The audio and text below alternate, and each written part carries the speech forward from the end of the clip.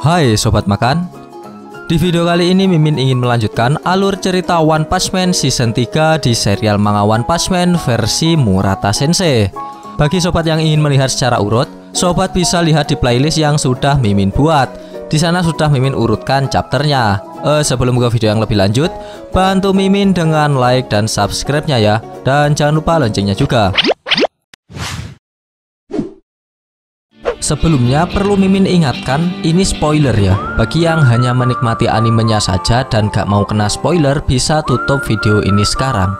Lihat dikit-dikit juga boleh. Kita lanjut alur cerita manga One Punch Man garapan Murata Sensei pada chapter ke-95. Pada chapter sebelumnya, kita diperlihatkan aksi dari pahlawan, mulai dari pahlawan kelas S hingga kelas C, yang mana para pahlawan yang baru saja menginjakan kaki di reruntuhan kota Z langsung disambut dengan serangan monster. Walaupun begitu, para pahlawan dapat mengatasinya, dan monster dengan level bencana iblis pun dapat dimusnahkan dengan mudah oleh pahlawan kelas S. Kemudian di akhir scene chapter 94 kemarin, kita diperlihatkan para eksekutif monster yang telah berkumpul dan siap melawan para pahlawan yang datang. Bagaimanakah kelanjutannya dari cerita ini? Mari kita bahas. Di awal scene, kita diperlihatkan pertarungan yang masih berlanjut antara para pahlawan melawan para monster. Pada scene awal ditunjukkan aksi dari Super Alloy Daxin yang mencoba mengangkat gerbong kereta yang berada banyak monster di dalamnya. Gerbong kereta itu pun dengan mudah digoyang-goyangkan oleh Daxin. Sontak para monster yang berada di dalamnya pun terjatuh dan langsung disambut oleh pahlawan lain dengan tebasan pedang. Di sisi lain, Chill Emperor yang telah menyelidiki seluruh tempat di permukaan kota Z dengan alat canggihnya tidak menemukan monster yang masih hidup. Artinya, para pahlawan berhasil menghabisi monster-monster yang menghadang mereka. Lalu Chill Emperor memberikan instruksi kepada mereka, mulai dari sini, tim permukaan akan bersiaga dan menunggu perintah dari lokasi pusat. Sisanya, serahkan pada kami. Tetaplah pada rencana. Ini sudah waktunya. Tim penyerang, masing-masing dari kalian ambil posisi dan mulai menyerang, kata Chill Emperor. Dan di sini nampak terlihat pahlawan kelas A peringkat 1 yaitu Amaimas yang ikut dalam tim penyerang. Kengengkelan Amaimas untuk ikut dalam tim penyerang pada akhirnya disetujui oleh Chill Emperor. Di sisi Skinger, ia mengatakan jika prioritas dalam operasi ini adalah menyelamatkan Sandra dan tak akan ada bala bantuan yang datang. Jadi para pahlawan harus menjaga keselamatan diri masing-masing. Dan ketika para pahlawan mulai masuk ke dalam markas asosiasi monster dari segala pintu masuk, terdapat momen lucu di mana Pigat yang masuk melalui jalur pintu masuk ruang bawah tanah yang cukup lebar tidak dapat masuk karena postur tubuhnya yang begitu langsing dan sangat overpower. Gak, maksudnya tubuhnya yang super jumbo. Walaupun sudah dibantu dengan didorong oleh pahlawan lain, ia tetap tidak bisa masuk. Dan pada akhirnya desing. Atomic Samurai menebas jalan masuk itu dengan pedang. Pigat pun lalu menggelondong masuk ke dalam ruang bawah tanah. Dan Shin berpindah ke dalam markas asosiasi monster, tepatnya di dalam ruangan Gyoro. Nampaknya Gyoro kedatangan tamu para monster Kroco. Gyoro lalu berkata kepada para monster itu, kalian sangat ingin buru-buru ke sana dan cepat-cepat ingin membunuh duluan. Jadi, kenapa kalian malah kembali? Mendapat pertanyaan seperti itu, para monster yang datang kepada Gyoro berkata, tidak, kami tidak bisa membunuh satupun dari mereka. Mereka terlalu kuat, jauh lebih kuat dari dugaan kami. Kami terlalu sombong, kata para monster. Kemudian para monster itu melanjutkan jika mereka mengetahui sendiri jika setengah dari jumlah mereka telah mati dihabisi oleh para pahlawan. Dan para pahlawan hampir sama sekali tidak terluka. Mendengar keluhan para monster itu, Gyoro menanggapi dengan berkata, apa kalian takut mati? Kalau begitu, keberadaan kalian sudah tidak ada artinya lagi. Matilah. Kemudian Gyoro mengeluarkan kekuatan espernya dan mengurung para monster itu dengan kotak kaca yang terbuat dari esper. Lalu kotak itu pun semakin mengecil dan membuat para monster itu hancur lebur seperti tape. Gyoro lalu melempar para monster itu ke arah Orochi dan hop, Orochi pun memakan para monster itu. Monster lain yang melihat rekannya menjadi gumpalan daging itu pun dibuat ketakutan oleh sikap Gyoro. Lantas Gyoro menyuruh para monster itu untuk berani mempertaruhkan nyawanya dan tidak gentar melawan para pahlawan, karena pahlawan yang datang itu hanyalah manusia biasa. Dan Shin berpindah ke aktivitas para pahlawan. Diperlihatkan jika para pahlawan kelas S sudah memasuki markas di asosiasi monster. Mereka memasuki markas secara sendiri-sendiri, kecuali Atomic Samurai. Ia mengajak anak buahnya. Para pahlawan yang masuk ke dalam markas asosiasi monster oleh Steel Emperor dibekali alat semacam GPS untuk dapat berkomunikasi dengan rekan yang lain, atau dapat digunakan untuk mendeteksi lokasi diri sendiri dan kawan.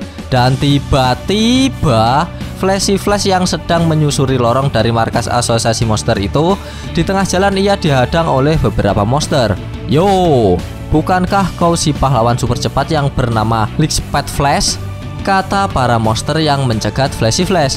Kemudian para monster itu melanjutkan, sudah lama kami menunggumu. Dari awal kami sudah tahu kalau kau akan mengambil rute ini. Kecepatan yang sangat kau banggakan itu, apa kau bisa menggunakannya dengan baik di tempat sempit ini?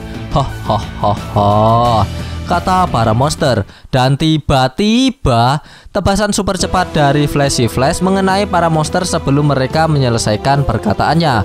Bahkan sebelum mereka menyerang Flashy Flash. Benar-benar kecepatan yang luar biasa dari Flashy Flash. Setelah menebas monster-monster itu, Flashy Flash berkata, aku tak pernah membangga-banggakan kecepatanku. Itu hal yang biasa dilakukan oleh pahlawan pendamping. Walaupun sebenarnya banyak yang bilang kalau pertarunganku sudah berakhir duluan sebelum sempat dimulai, kata Flashy Flash. Baru saja Flashy Flash mengalahkan para monster yang menghadangnya, ia langsung disambut oleh kedatangan dua monster lain. Nampak kedua monster itu tidak asing bagi Flashy Flash. Mereka adalah Galewin dan Hellfire Flamme, monster dengan level bencana iblis. Sama dengan Flashy Flash, Galewin dan Hellfire Flamme juga mengandalkan kecepatannya untuk bertarung, dan mereka juga memiliki pedang. Mengetahui terdapat monster lain, Flashy Flash tanpa basa-basi langsung menyerang. Wush, desing sing sing ciu. Serangan kecepatan cahaya dari Flashy Flash dapat dihindari dengan mudah. Flashy Flash kemudian menyerang dengan membabi buta. Namun, Galewin dan Hellfire Flamme dengan mudah dapat menghindarinya. Di tengah-tengah pertarungan, sempat terjadi percakapan dari Flashy Flash dengan Galewin dan Hellfire Flamme. Kemudian terungkap fakta jika Galewin dan Hellfire Flamme bergabung dengan asosiasi monster dengan tujuan ingin membunuh Flashy Flash. Flashy Flash di sini diceritakan ia merupakan ninja pelarian dari desanya. Entah konflik apa yang terjadi, Flashy Flash dituduh menjadi dalang dari terbantainya seluruh angkatan 44 di desa ninjanya, yang kisahnya mirip dengan Uchiha Itachi. Oleh sebab itu, banyak ninja yang memburu Flashy Flash. Salah duanya Galewin dan Hellfire Flamme, hingga mereka rela bergabung dengan asosiasi monster hanya untuk dapat membunuh Flashy Flash. Di tengah pertarungan di lorong yang sempit, Flashy Flash kemudian mendapat jebakan berupa jaring laba-laba besi yang dibuat oleh Galewin. Flashy Flash kemudian diserang oleh Galewin menggunakan pedangnya, dan wush, Flashy Flash dapat lolos dari serangan Galewin. Mengetahui seluruh lorong itu terdapat jebakan, Flashy Flash kemudian menebas seluruh lorong itu dan menghancurkannya. Flashy Flash pun lalu menyerang mereka dan berkata, sesuai dugaanku, kalian berdua dari desa itu. Kalian rela bergabung dengan monster demi membunuhku, kata Flashy Flash. Namun, serangan dari Flashy Flash itu berhasil ditangkis. Kemudian dengan pintu rahasia, Flashy Flash diajak bertarung ke tempat yang luas. Di sini jadi semakin sempit saja. Mari kita pindah lokasi, kata Galewin. Mereka bertiga kemudian terjatuh dalam tempat di asosiasi monster yang cukup luas. Di sana terdapat jembatan dan air terjun yang mengelilingi tempat tersebut, mirip seperti lembah. Di tempat seperti itu, mereka bertiga dapat bertarung dengan puas dengan kecepatan mereka. Dan benar saja, belum sempat mereka mendarat, di udara mereka sudah berduel dengan mengandalkan kecepatan mereka. Galewin dan Hellfire Flamme dengan membabi buta terus menyerang Flashy Flash secara bersamaan. Flashy Flash yang sendirian dapat mengimbangi kemampuan dari Galewin dan Hellfire Flamme. Desing desing desing, wus wus wus wus ciu. Dor. Tebasan pedang saling berbenturan di udara. Flashy Flash sempat dibuat kewalahan dan terpojok akibat serangan dari Galewin dan Hellfire Flamme. Namun dengan kemampuannya, Flashy Flash dapat mengembalikan keadaan dan berhasil menebas kedua pipi lawannya. Walaupun hanya goresan kecil, itu sangat berarti karena dengan kecepatan Flashy Flash dapat mengimbangi kedua musuhnya. Flashy Flash pun berkata, kalian hebat. Apa itu kecepatan maksimal kalian? Apa yang kalian takutkan? Kenapa kalian tak serahkan kekuatan sejati kalian? Kekuatan yang kalian dapatkan dari memakan sel monster, kata Flashy Flash. Dan tiba-tiba setelah Flashy Flash menyinggung tentang kemampuan berubah monster Galewin dan Hellfire Flamme, mereka pun bereaksi dengan berubah menjadi monster.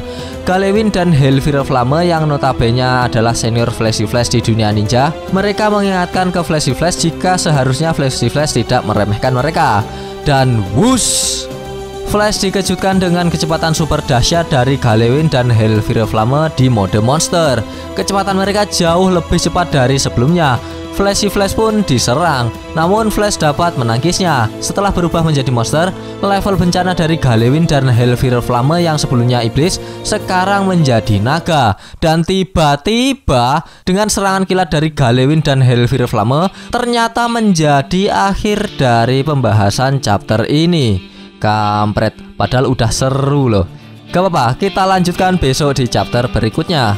Bagi sobat yang suka pembahasan ini bisa tekan like-nya, dan jika tidak bisa tekan dislike-nya 2 kali biar aneh gak rugi. Jangan lupa komennya agar Mimin bersemangat dalam membuat konten. Dan yang paling penting jangan lupa tekan tombol subscribe supaya sobat-sobat tahu updatean-updatean terbaru dari channel ini.